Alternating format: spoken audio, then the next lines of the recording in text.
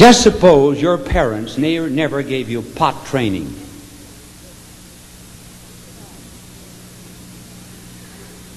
Think it out. You've got to do your thing.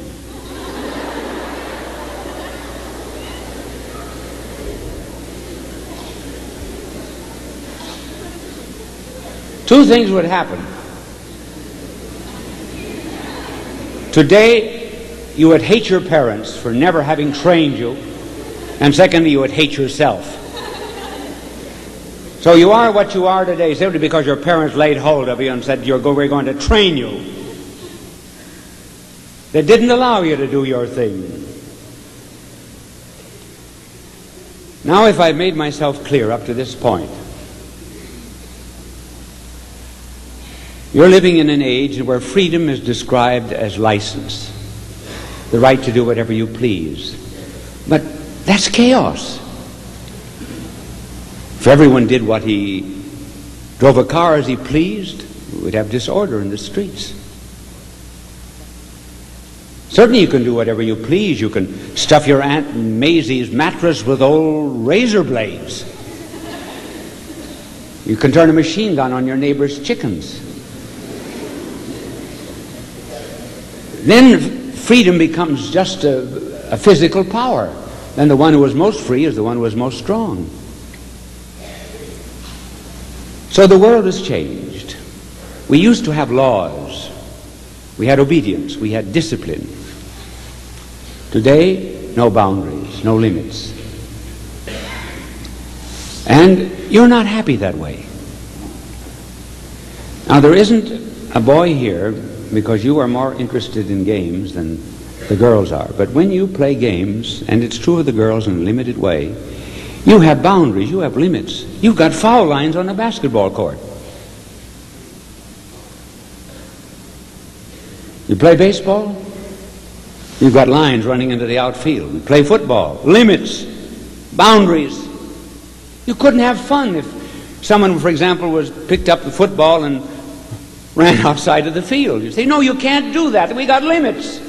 Well, why don't you respect it in other things? If that's the way you want it in games, why don't you want it that way in life? Then we're happy. Now, what is the one thing in this free world, thanks to the press and television, that is the major interest of the young? It's sex. So let's talk about it. Today, sex has become almost mental. Every advertisement has to use it so that you are inclined always to think about it.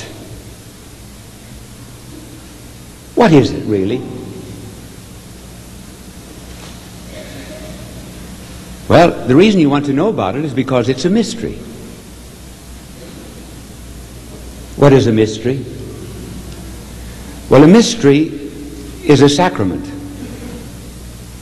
As a matter of fact, the Greek word mysterion is the Latin word sacrament and the English sacramentum and the English word sacrament.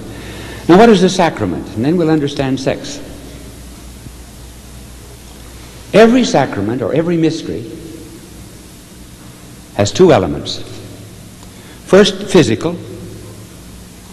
Secondly, spiritual.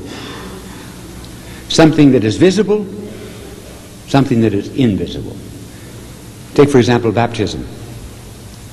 What is the physical side of baptism? Water. What is the invisible side of baptism? The cleansing of the soul to make us children of God. A word is a sacrament because there's something audible, and then there's something invisible about it, namely the meaning of the word. Take, for example, a pun. I don't know whether I can think of one at the moment, but oh yes, here's one. A little girl was once asked, what are you going to do when you get as big as your mother? And the little girl said, diet. Now you see, you laughed at that. Now why did you laugh at that? If for example, a horse heard that joke, the The horse wouldn't give a horse laugh. Why do you laugh? Because in addition to hearing the sound that a horse would also hear, you got meaning out of it. You got purpose. The Eucharist is a sacrament, a mystery. Something you can see, bread. Something invisible, the presence of Christ. Sex is a mystery. There is something physical about it. Everyone is either male or female. It's that simple. Period. Not at all complicated. What is the invisible side of sex? What is the mystery? It's a mystery of love. And it stands for something spiritual. First of all, sex stands for God's creative power given to people. So he gives the creative power to a husband and wife. Instead of directly creating us, he says to a father and mother, I will let you share my creative power, and you will give life.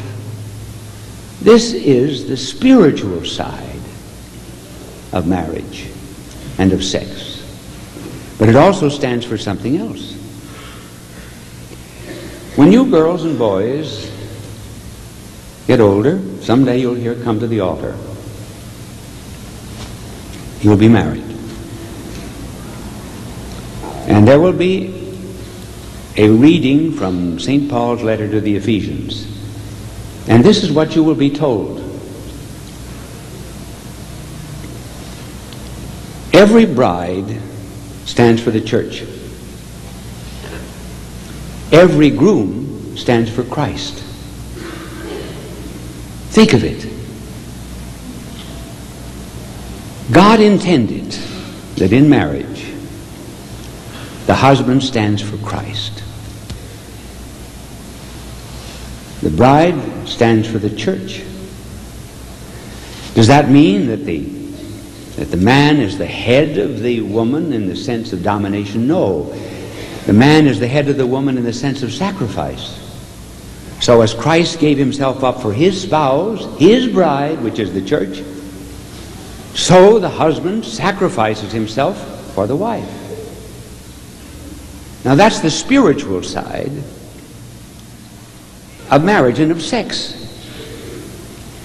It therefore refers to love, human love between husband and wife, the love for God, the love for the church.